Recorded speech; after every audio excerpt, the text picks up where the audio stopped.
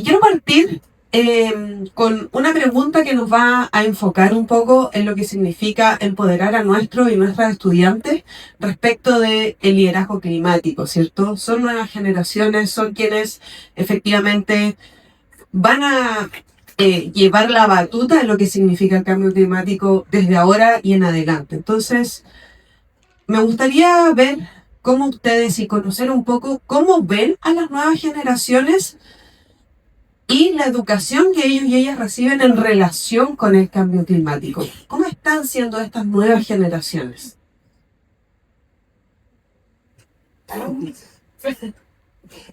Bueno, un gusto a todas y todos y muchas gracias por este espacio. Yo creo que bien lo planteaste, Ángela, en el sentido de que esta es somos la primera generación en vivir los impactos del cambio climático, pero al mismo tiempo la última que puede hacer algo para revertirlo. Esa frase no es mía, esa frase es de Barack Obama. Y vaya que es cierta, ¿no? Yo creo que el liderazgo a veces es incómodo. El liderazgo debe movilizar y muchas veces viene movilizado por situaciones complejas. Por ejemplo, el año pasado INJU sacó una radiografía sobre juventud y crisis climática. Un cuarto de los encuestados, que fue entre 15 y 29 años, indicó que sufría algún tipo de ansiedad o estaba preocupado, en el fondo, ecoansiedad por los efectos que el cambio climático puede generar en su vida cotidiana, en sus dinámicas, en su territorio. Pero lo impresionante es que el 70% dijo poder verse movilizado en el fondo, a accionar eso en soluciones. Y yo la verdad que quiero poner una nota de esperanza, no es para panicar ni nada. Yo creo que acá el gran rol de las nuevas generaciones y también de este cruce intergeneracional es poder buscar soluciones. Y creo que con la disrupción de la tecnología, con la innovación, con una preocupación genuina de las nuevas generaciones, realmente se puede llegar a dar vuelta a esto. Así que estoy confiada que el partido está a nuestro lado. Me gusta mucho lo que mencionas, Catalina, especialmente respecto de que incluso hoy día tenemos un nuevo concepto. Hace unos años atrás el concepto de ecoansiedad no le sonaba a nadie, entonces eso significa que existe una preocupación. Y más me gusta este número esperanzador que nos mencionas respecto de que no es una ansiedad que paraliza, sino que pareciera que más bien moviliza. Entonces, quiero destacar eso también. Rocío, Juan Pedro, ¿les gustaría agregar algo? Sí, bueno, muchas gracias por la invitación, primero. Y me gustaría justo complementar lo que acabas de comentar. Como voluntaria de la LCOI, la LCOI se genera la Declaración de Juventudes y Niñeces por el Cambio Climático. Pudimos trabajar, todos somos voluntarios y estamos a lo largo de todo Chile actuando de una u otra forma para realizar investigaciones, promover los conocimientos y también traer todos los resultados de una u otra forma para que esto llegue a todos lados en Chile. Promovemos, por ejemplo, la agroecología, promovemos las soluciones basadas en la naturaleza y de una u otra forma llegamos a las escuelas, llegamos a los municipios y también yo valoro mucho el trabajo que llevan haciendo compañeros. Yo soy bastante reciente en este voluntariado de la LCOI. Ellos llevan años y todos de forma voluntaria. Todo esto lo desarrollan en sus tiempos libres, a veces reuniones de 3 horas. Entonces sí, los jóvenes están actuando. Hay niñeces, de hecho escucharles es muy inspirador, que tienen entre 9 y 14 años y ya están hablando, ya son algunos accionistas de cambio climático. Y por otro lado, las juventudes que trabajamos en la declaración son personas entre los 17 y los 35 años. Algunos trabajan en los municipios, algunos son investigadores y sí están realizando acciones, así que se complementa perfecto con lo que dijiste, así que eso. Sí, muchas gracias también, Rocío, por eso, y quiero destacar de lo que tú mencionas principalmente esta visión un poco más territorial, ¿cierto? Como las las decisiones y los cambios, especialmente respecto a educación climática y del abordaje de la temática, no pueden surgir solo de un espacio centralista, sino que tienen que surgir desde los territorios. Entonces destaco mucho que organizaciones como esta estén trabajando desde las comunidades y con las comunidades. Creo que efectivamente es algo que sabemos que puede generar impactos mayores. Juan Pedro, me gustaría sumar un poquito a esto también, como efectivamente los desafíos que quizás a partir de estas características de estas nuevas generaciones, como los desafíos que quizás estamos encontrando para llevar esta educación climática a espacios diversos. No entender solamente que esta educación climática tiene que suceder en una sala de clase, en un espacio escolar, sino que también qué desafíos se están enfrentando para lograr que la educación climática permee en todas las nuevas generaciones a partir de estas características que hablamos. Muchas gracias, buenos días. Quiero en primer lugar agradecer la invitación a este importante seminario. Quiero mencionar que me acompañan 2 alumnas del establecimiento de nuestro colegio y una colega que durante este año pudimos trabajar en el reciclaje en el colegio, y me sumo a las palabras de esperanza que hay respecto de estas nuevas generaciones. Tiendo a pensar que hay cierta noción respecto al cambio climático y que hay una generación que lo está tomando en serio y que está trabajando en ello. Creo que en los establecimientos educacionales cuesta un poco, pero tiende a costar por lo que mencionabas tú del tema del liderazgo. No es fácil. También lo mencionabas tú, que esto es un tema voluntario. Pero creo que es necesario y creo que vamos por un buen camino.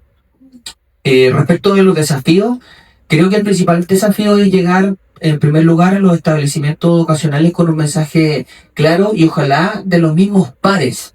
Porque generalmente cuando el mensaje llega de los mismos pares, de los mismos estudiantes a sus compañeros, es más significativo que a lo mejor lo lleve un docente. Creo que también es necesario generar estos espacios en los establecimientos para poder realizar este trabajo. Todavía tenemos una cultura, creo yo, de educación en nuestro país muy centrada en el aula, muy centrada en la sala de clase. Sobre todo con los problemas de convivencia escolar después de la pandemia, como que nadie quiere salir, todos tienen miedo a salir. Y creo que esa barrera hay que romperla, porque es necesario darse cuenta de lo que está pasando en la naturaleza. Y eso no lo vas a ver si estás encerrado en el colegio. Creo que hay que salir y hay que trabajar. Como mencionaba, entregar este mensaje claro de que esto es una alerta y es serio. No es como quizás menciona por ahí algunos presidentes de otros países que no creen en el cambio climático. No, esto es real y es verdad, y nosotros somos los principales gestores de poder hacer algo, sobre todo en los establecimientos con los jóvenes, adolescentes, porque ellos son el futuro y como lo mencionaste tú, quizás la única generación que tiene el tiempo va a poder hacer algo al respecto. Por lo tanto, creo que uno de los principales desafíos es llevar un mensaje importante, generar los espacios dentro de los establecimientos para discutir, para conversar, para hacer quizás seminarios como estos, para trabajar con los estudiantes. Pasa que generalmente tú tienes tu malla curricular en los colegios y no puedes desarmarla, no puedes salirte de la matemática, del lenguaje, de la ciencia, no puedes sacarle a los profesores, los estudiantes de esas clases quizás para generar otros espacios de discusiones. Entonces creo que ahí hay que llegar con un mensaje potente para poder hacer algo desde los establecimientos educacionales. ¿Tienen un mensaje? ¿Sí? No, creo que... Sí, como justo respecto a lo que estabas hablando, me gustaría también agregar un aspecto como alumni y como alumni de Enseña Chile y también como actual educadora ambiental. Promover espacios e instancias para que los estudiantes puedan, por ejemplo, trabajar, en este caso con apoyo de los docentes, la integración curricular, darse cuenta que las asignaturas de una u otra forma están conectadas y en matemática podemos trabajar el reciclaje, pero también abordarlo desde la ciencia, crear, por ejemplo, poemas en lenguaje, de una u otra forma interconectarlo.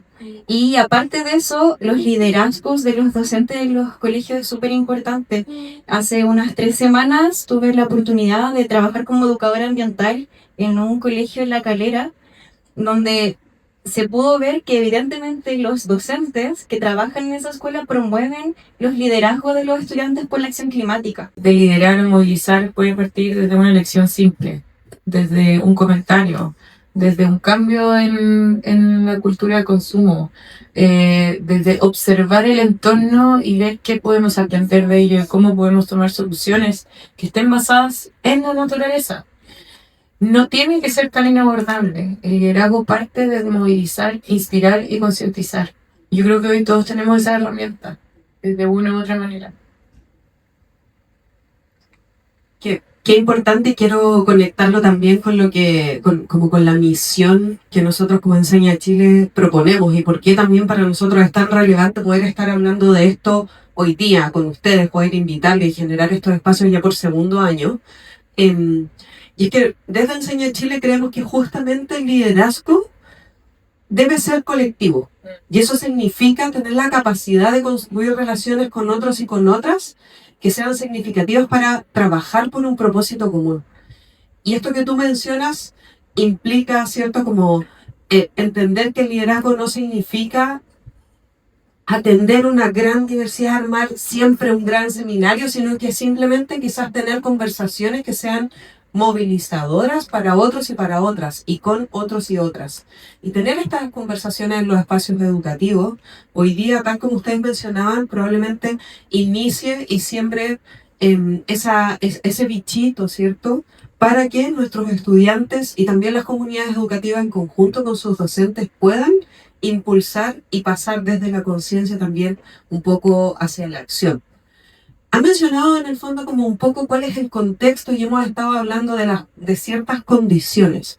Pero me gustaría preguntarles justamente sobre condiciones y ciertas prioridades que ustedes consideren que son esenciales para que los estudiantes realmente asuman un liderazgo por esta educación climática, por esta acción climática. Yo creo que lo primero es el acceso a la información.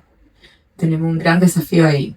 Y tanto desde, puede ser la falta de acceso a cierta información, como la hiperinformación y cómo discriminamos lo que es real de lo que no lo es. Tú mencionaste los negacionistas. Estamos plagados de fake news, estamos plagados, y la inteligencia artificial está haciendo un paso que no logramos dimensionar, los deepfakes. O sea, ¿cómo realmente podemos crear liderazgo si es que no conocemos la evidencia? Lo que no se mide en general no existe, ¿cierto? Lo que no se comunica tampoco. Y aquello que se comunica que es erróneo puede pasar a ser una realidad. Entonces creo que ahí ese desafío para un liderazgo correcto, porque pueden haber muchos tipos de liderazgo, pero un liderazgo adecuado, que como tú dijiste, vaya hacia objetivos comunes y se entienda esto como un desafío no aislado, sino que colectivo, requiere un acceso a la información también que sea desde el escepticismo, en el buen sentido. Cuestionémonos un poco más de dónde viene la información, si es certera, para qué la necesitamos, cuál es el propósito de estos datos y cómo nosotros también podemos amplificar o transformar ese mensaje. Yo creo que eso es clave en términos de lo que preguntas. Aquí no sé si los colegas quieren complementar. Sí, estoy de acuerdo con el acceso a la información, pero a mí en lo personal como director de un establecimiento, creo que dentro de las prioridades, para tener las condiciones, también es necesario recursos. Por ejemplo, una de las cosas que a uno lo preocupa es cuando tú ves que va a haber un recorte en el presupuesto de educación para el año 2026. Entonces, yo les comentaba que este año nuestros estudiantes pudieron trabajar un grupo en el reciclaje en el colegio a partir de la empresa privada que potencia este trabajo en los establecimientos donde estamos nosotros. Pero nosotros queremos seguir. Y yo para seguir necesito, obviamente, un docente para que pueda realizar el taller durante todo el año. Y no sea parte de un proceso corto, sino que ojalá todo el año y que vaya creciendo. Y para eso obviamente tú tienes que tener los recursos para poder armar quizás un taller de reciclaje o para poder armar un taller de cambio climático, para que los chicos puedan trabajar, pero te encuentras con esta barrera de que los recursos muchas veces, no sé si no están, yo creo que estamos en un país que sí tiene recursos, yo creo que muchas veces son mal distribuidos o no son gastados de manera eficiente. Creo que ahí hay una problemática que en lo personal me preocupa, porque creo que el tema es una prioridad. En lo personal creo que el tema es una prioridad. Lo mencionó también la colega adelante respecto a las asignaturas. Efectivamente, nosotros en ciencias trabajamos muchos de estos temas. Yo soy de la comuna de Puchuncaví, está instalada una desaladora, ahí vamos a la empresa, trabajamos con eso. Mira, tratamos de que los alumnos tengan la información, como decías tú, in situ, ellos hagan sus preguntas. Vivimos en una zona llamada de sacrificio donde tenemos muchas empresas en el sector, por lo tanto tratamos de que los chicos siempre mantengan toda la información, pero lo que topamos siempre tiene que ver con el tema de los recursos. Hay un punch que colocan los profesores que es impresionante para tratar de sacar estas tareas adelante, pero este no es un tema menor. Creo que ahí hay una situación importante y ojalá podamos contar con especialistas que puedan entregar alguna charla. Estoy muy de acuerdo de que el tema del liderazgo nace a lo mejor de manera simple, pero yo tiendo a pensar que nosotros tenemos que ir mejorando, subiéndole el pelo, disculpando la expresión, a todo lo que hacemos. No porque somos un colegio de una comuna pequeña, quizás como Puchuncaví, las cosas las tenemos que hacer a medida. Yo siempre aspiro a ser de excelencia, a hacer lo mejor con los chicos. Entonces, en ese contexto, tratamos siempre de golpear las puertas para obtener recursos. Y creo que una de las condiciones y la prioridad importante es tener los recursos para trabajarlo en los establecimientos. Que estén abiertos, como te decía, el tema del currículum para poder trabajarlo desde las distintas asignaturas, desde que conversen las distintas asignaturas. Matemática nos podrá ayudar, como decía alguien por ahí, respecto de la estadística y los datos de todo lo que está pasando. La ciencia desde la expertise, desde la experiencia, de cuáles son las posibles soluciones y luego con esos datos, con esa información, ya veamos qué podemos hacer en nuestra comunidad para tratar de abordar este tema y aportar con un grano de arena a la mejora de esta situación que es muy grave.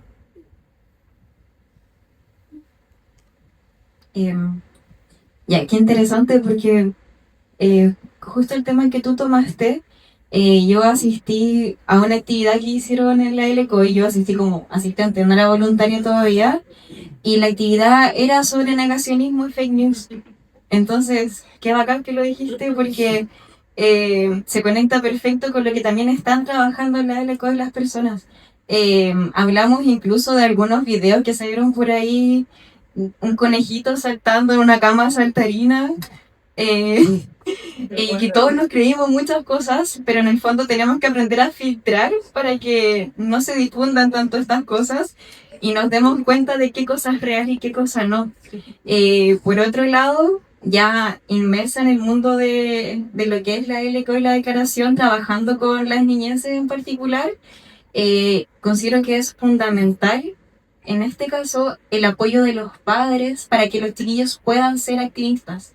Por ejemplo, los chicos viajaron de distintas zonas de Chile cuando entregamos la declaración a las autoridades y tenían que venir con sus padres, porque si no, ¿cómo llegaban ellos de 9, 10 años o 12 a una actividad en Santiago, una gran ciudad, sin el apoyo de ellos? Los papás no solo los apoyan en cuanto al traslado, sino que también tenemos reuniones con ellas, dan sus autorizaciones.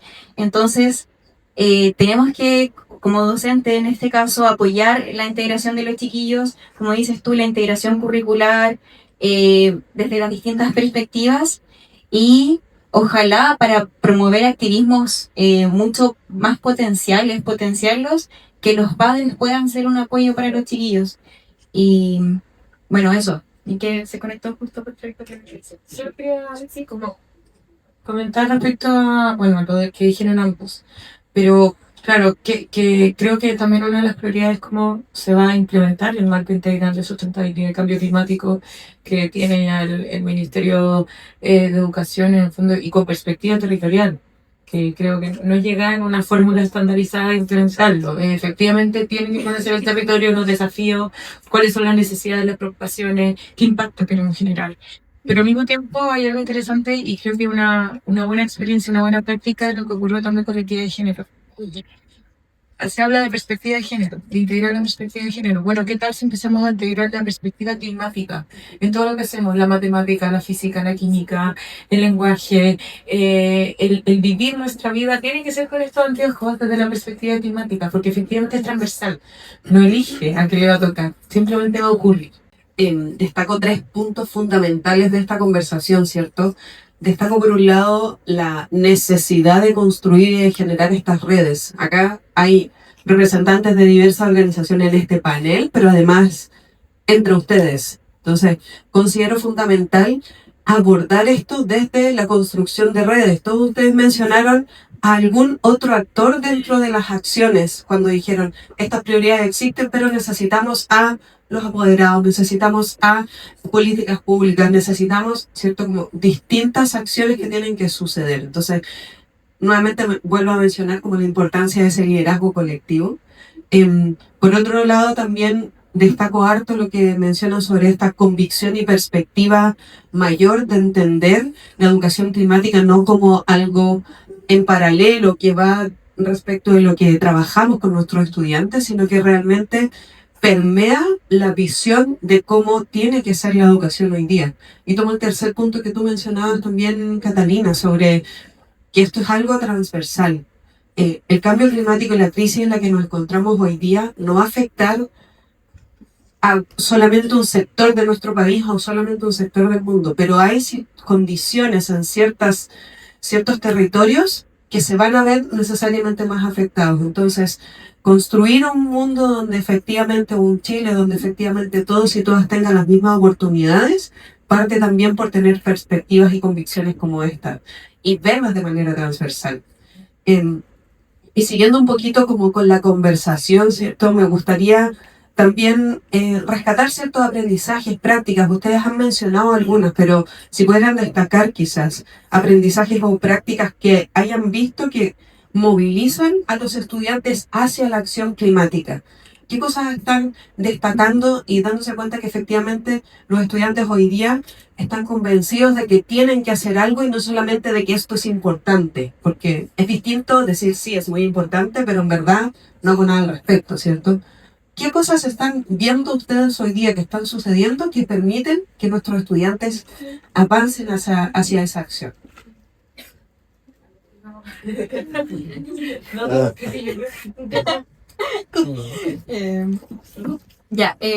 En primera instancia, yo creo que también un sello de Enseñar Chile, y también ahora me he dado cuenta que es un sello de la LCOI, es hacer que los jóvenes, niños, estudiantes sean protagonistas de lo que están desarrollando. Se den cuenta que ellos no son como el futuro, son el ahora.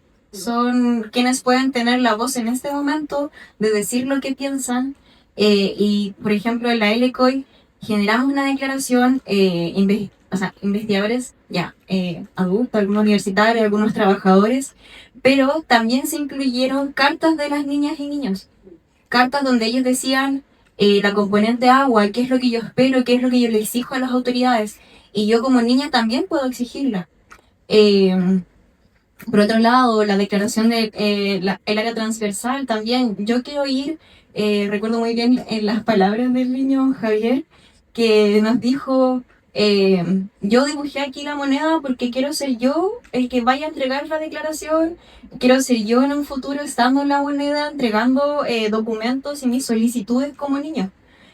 También por el componente fuego, las distintas miradas que tuvieron las chicas, fue inspirador, y darles ese rol, como ellos pueden, no son solo el futuro, son el ahora, y tienen que tener el espacio para poder actuar y poder hablar.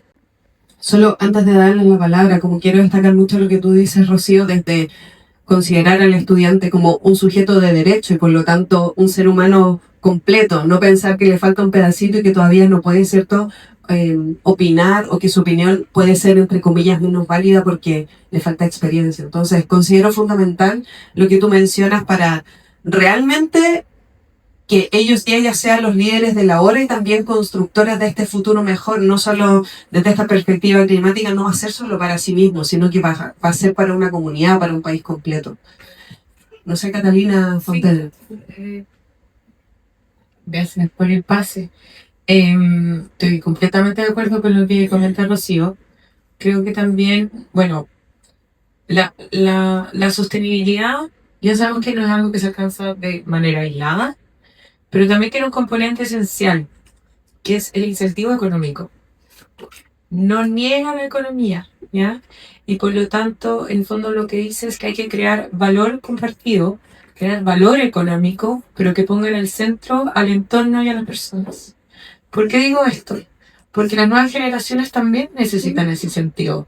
Creo que también hay un rol, tanto desde el Estado, desde los gobiernos locales, como de las mismas empresas, de potenciar ese conocimiento, de potenciar ese liderazgo en espacios seguros, en espacios de creación, en espacios de desarrollo, de pilotaje.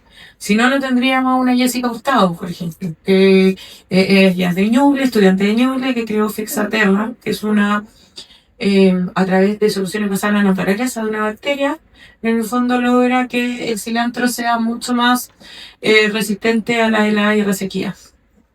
Eso es lo que tenemos que buscar en el liderazgo. Y eso se potencia también a través de un incentivo económico. Por supuesto que hay conocimiento, que hay currículum, pero ¿cómo voy a, también démosle como una caja de arena donde poder crear y jugar e intercambiar ideas? Yo creo que eso es esencial, es un rol que, insisto, como empresas privadas, como el Estado, incluso desde los mismos estudiantes pedimos. Hay una importancia de levantar esa necesidad, ¿ya? Y creo que ahí sí se puede también potenciar bastante el liderazgo de una manera mucho más material. Mira, mientras los escuchaba, recordaba el trabajo que tenemos nosotros en el establecimiento con niños de pre-kinder y kinder. Los chiquititos siempre toman estas cosas bien en serio. Nosotros tenemos el trabajo que hacemos ahí con las educadoras y las asistentes. No sé si ustedes conocen el sector, pero se habla mucho de Quiriyuca, hay un proyecto inmobiliario gigante ahí, pero también hay un parque y tratamos de ir a que los chicos visiten el único bosque de belloto que queda en el sector, en el continente, en la orilla de la playa. Visiten los geositios y vayan conectándose con la naturaleza. Tenemos también el sector del humedal que existe en Laguna Zapallar. Y los niños de kinder y pre-kinder van a estudiar la naturaleza, estudian la biodiversidad. Les hace sentido el tema de tener que cuidar el planeta. Y ellos llegan obviamente conversando con sus papás, que también es un punto importante. Nosotros dentro de la gente que nos acompaña también viene un apoderado acompañando a las estudiantes, porque esto es un trabajo y una tarea de todos. Pero creo que ahí se fomenta el liderazgo desde los más pequeños, desde el trabajo con ellos. Se fomenta también el hecho de poder darse cuenta que algo está pasando.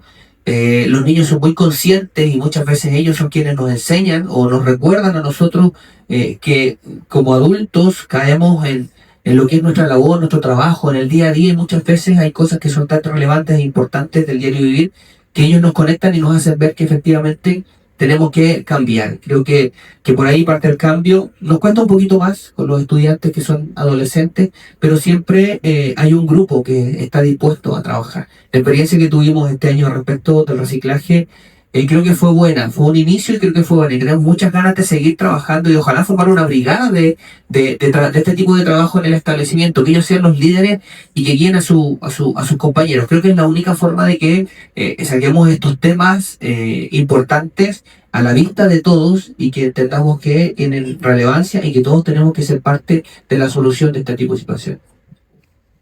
Siempre me inspiran mis colegas para lo último, pero quiero poner como un elemento movilizador. También tenemos que adaptarnos nosotros a la realidad de la audiencia a la cual le queremos hablar. Y si le estamos mandando un mail, poco probable que lo movilicemos. Usemos las redes sociales, usemos las herramientas, los elementos a nuestro favor. Que sabemos que, insisto, hay una hiperinformación, pero al mismo tiempo podemos intencionar los mensajes y podemos buscar y generar las redes necesarias para potenciar esos liderazgos desde el territorio. Eso era como...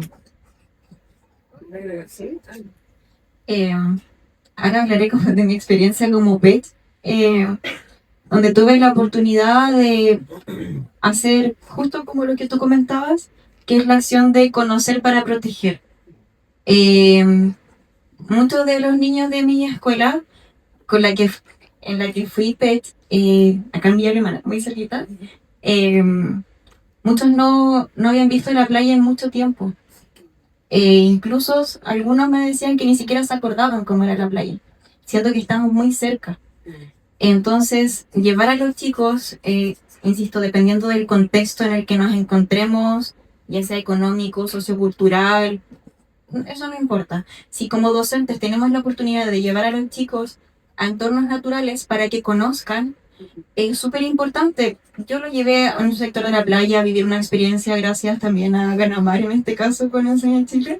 Y aparte de eso, lo llevé a la reserva de la biosfera, al parque La Reserva en Villa Alemana, y los chicos no lo conocían. Habían 2 de mi curso que lo conocían, siendo que eran más de 30 niños. Y está en Villa Alemana, está a media hora. Entonces, la oportunidad de como docentes aprovechar esos espacios, llevarlos si es que es posible, genial. Y aquí también está el tema de que tú decías delante, los recursos que hay para esto.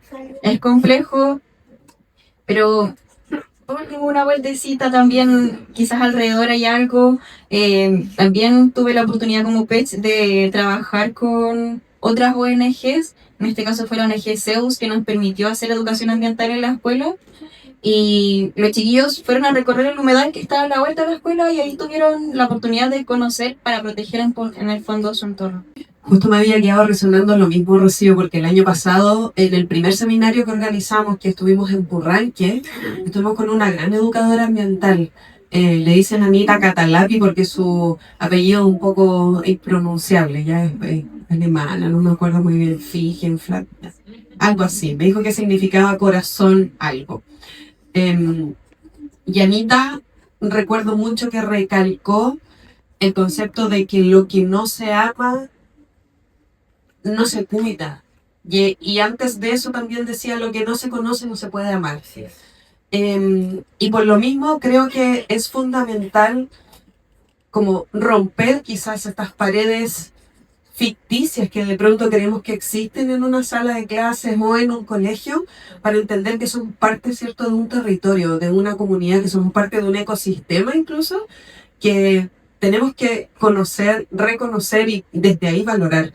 Entonces considero muy importante lo que acaban de mencionar y las experiencias que tú mencionabas, ¿cierto, Juan Pedro y Rocío, sobre salir de estos espacios y conectar con la naturaleza? Desde ahí se pueden generar cambios bien, bien significativos, como desde la conciencia para después amar y cuidar. Me gustaría ir como con algunos detalles más específicos desde sus experiencias. Y voy a ir como desde dentro de la sala de clase hasta lo que significa también el sector empresarial. Entonces, Rocío, te quiero preguntar algo bien específico. Tú tuviste la experiencia, ¿cierto?, como PECH, y para quienes no saben, PECH es profesor de Enseña Chile, ¿cierto?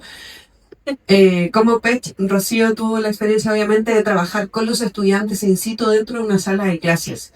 Y desde ahí, preguntarte cuáles son, crees tú, de esta experiencia en sala de clases y también desde el voluntariado, cuáles son las claves para que los estudiantes pasen desde esta conciencia hacia la acción climática. ¿Qué experiencias, qué oportunidades, aparte de la que mencionaste recién, crees tú que son fundamentales para que otros educadores también puedan replicar?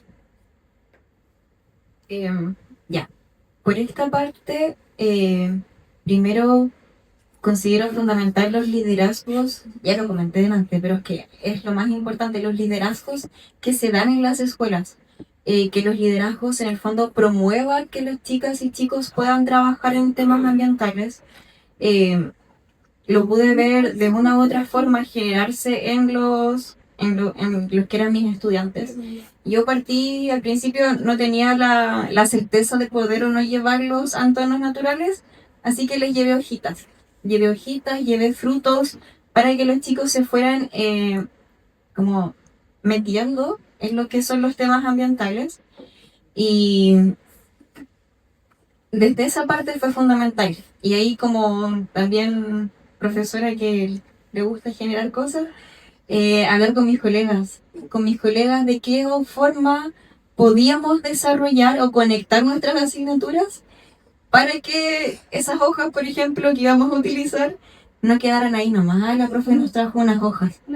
No, por ejemplo, crear poemas. Con la profesora de lenguaje trabajamos muchas veces muy de la mano, y esas conversaciones, ya sea de pasillo o mientras nos tomábamos el desayuno, generar esos diálogos entre docentes en la sala de profesores, o insisto, entre pasillos.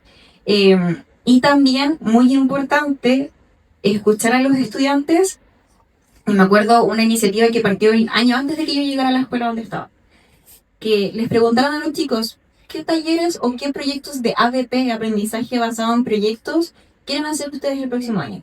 Entonces ahí también ponerlos nuevamente como protagonistas.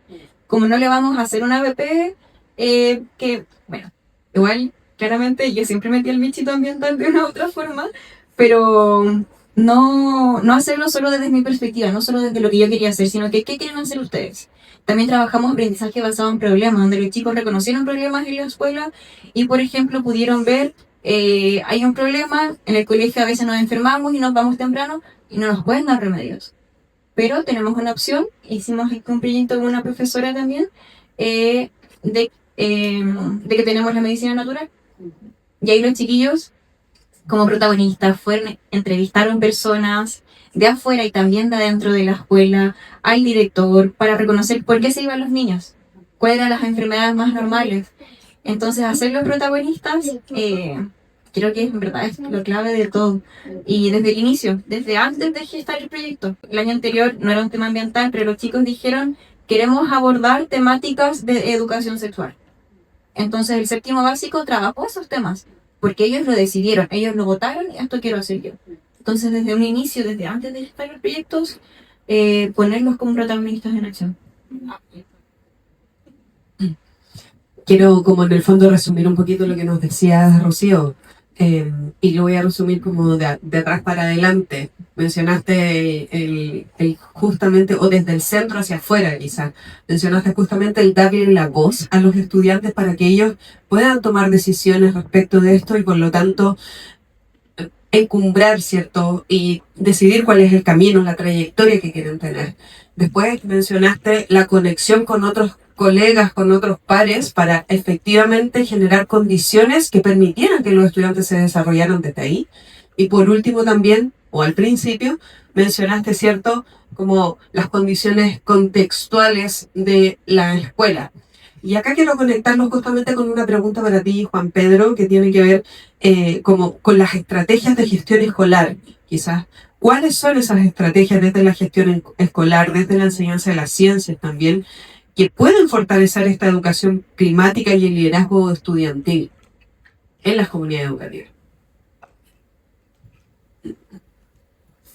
Mira, yo creo que tocas un tema que es muy importante, el tema de la gestión, para tratar de fomentar las distintas actividades de los establecimientos. Creo que parte con los docentes siempre, hay docentes que tienen muchas ideas, muchas ganas. Yo como en mi rol de director, cuando algún colega me plantea alguna propuesta, algún proyecto que quiera hacer, yo siempre converso con él que mi intención es motivarlo para que su trabajo cada vez sea mejor. Por lo tanto, mi tarea es gestionar de que eso se pueda realizar de alguna u otra forma. Trato de no quedarme encerrado en que no se puede o que no hay recursos, sino que de alguna manera poder hacer las gestiones para que esto se pueda realizar. Como te mencionaba adelante, desde las distintas asignaturas en ciencia, nosotros tenemos nuestros estudiantes que están conociendo esta planta que está en construcción, todavía no en funcionamiento, de lo que te decía yo, de la sed desaladora, y poder conocer ellos cómo sucede este proceso, el llevarlos allá, el tener charlas, el que ellos hagan preguntas, el que ellos investiguen, para tratar de concientizar lo que pasa en nuestro territorio, en nuestra zona, con una empresa como esta, o de qué manera se puede convivir, o de qué manera se puede hacer un mejor trabajo. Lo que te mencionaba adelante, este taller de reciclaje, que fue algo súper importante que pudimos realizar durante el año, también depende mucho de la gestión que uno pueda realizar o de la importancia que uno le pueda dar. Cuesta, como les decía adelante, quizás sacar a los estudiantes que están en X asignatura para realizar algún trabajo dentro del colegio. Pero ahí va de la mano la gestión tuya para que esto se pueda realizar. Nosotros cerramos este proceso con un acto con todos los estudiantes, donde les volvimos a explicar a los estudiantes el trabajo que realizó este grupo respecto del reciclaje y el trabajo que ellos hicieron. Se les entregaron algunos diplomas. Entonces creo que eso muestra la importancia de nuestro establecimiento e impulsa para que los chiquillos puedan seguir trabajando en esta área y en distintas otras áreas que son importantísimas. Que lo que mencionaba la colega, el trabajo en ABP en distintas asignaturas, eso también es súper relevante. Son proyectos importantes y que uno desde la gestión tiene que tratar de sacarlos adelante. Yo mencionaba que la prioridad estaba en los recursos. Yo soy un tipo que se mueve bastante para tratar de conseguir las cosas.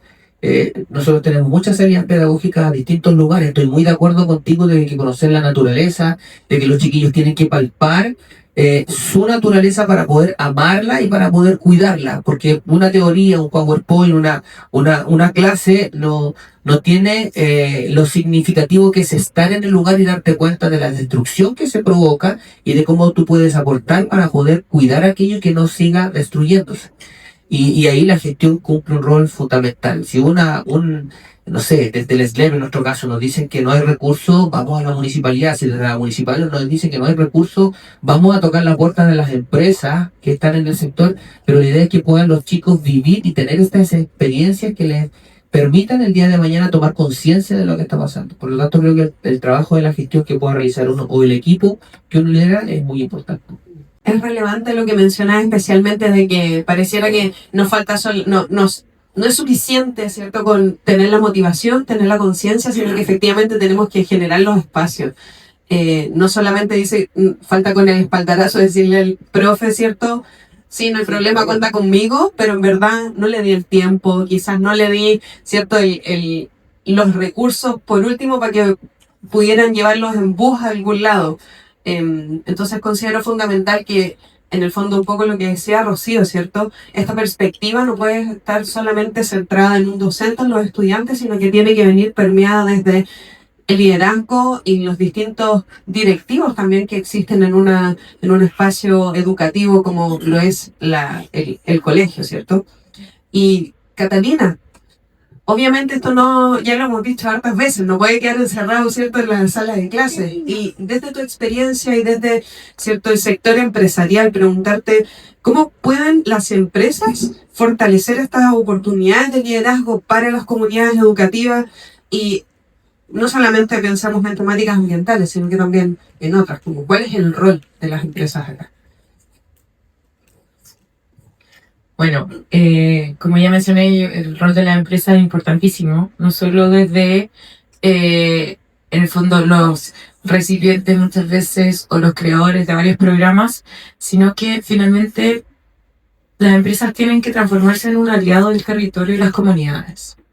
Y ser aliado implica también entender las necesidades y cómo ajustar esos programas y cómo generar programas que realmente respondan e impacten de manera o contribuyan de manera positiva a este distinto entorno.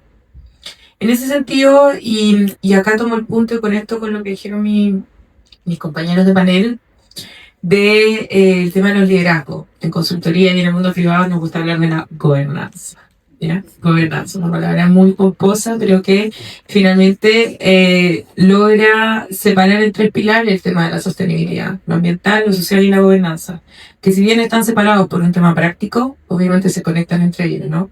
Pero aquí viene la importancia de que el tomador de decisiones, ¿ya?, aquel que está desde arriba hacia abajo y que decide dónde se alocan los recursos, para qué, el porqué de las cosas y además el propósito de la organización, esté completamente alineado a la acción climática, a realmente ser un transformador en la comunidad y no un mero banco, digamos, porque muchas veces ocurre eso, debe ser una visión un poco más arcaica de lo que era la sostenibilidad y el tipo de liderazgo que uno esperaba. No, ya lo dijeron, pero lo voy a repetir. El estudiante no es un mero receptor de conocimiento, es el gran movilizador desde la base. O sea, es el que logra esta conexión intergeneracional. Entonces, como empresa, podemos perfectamente potenciar esas habilidades, potenciar ese conocimiento desde mentoría, desde, en Iguay tenemos Iguay Ripples, ahí está nuestra representante, y hay muchos Ripples acá, así que también agradezco que su presencia, porque significa que, por lo menos, yo estoy muy orgullosa de que en mi organización el compromiso y el propósito viene desde arriba y desde abajo. Y realmente conectamos y hacemos las cosas con ese ánimo, con el ánimo de generar valor real y conectar un propósito con la acción. Entonces, como te mencionaba, hay muchas alianzas. Las alianzas obviamente deben ser complementarias. Nosotros no podemos esperar hacer lo mismo o replicar, o tenemos que llegar al territorio con alianzas que realmente lo conozcan, que sean valorados también por las comunidades, que cumplan y logren llegar a estas necesidades reales. Podemos contribuir con las mediciones de impacto, que luego va a haber un taller, así que spoiler. Podemos contribuir desde fomentar, por ejemplo, en Iguay tenemos un programa para fomentar el liderazgo femenino en STEM, y se les premia con eso, y se hace una competencia. Entonces, es muy variado, es muy importante el rol que puede jugar la empresa, pero yo creo que lo primordial es eso. Uno, tú también lo mencionaste, diseñar el propósito conectado con el cambio que queremos generar o con la transformación que buscamos. Nuevamente, no tiene que ser de la NASA, tiene que ser algo real, factible, así, perfectible también, porque de eso se trata, de poder comparar, de poder ir mejorándose. Y obviamente darle una voz al territorio para que también pueda ser parte de estas decisiones y de estos ajustes.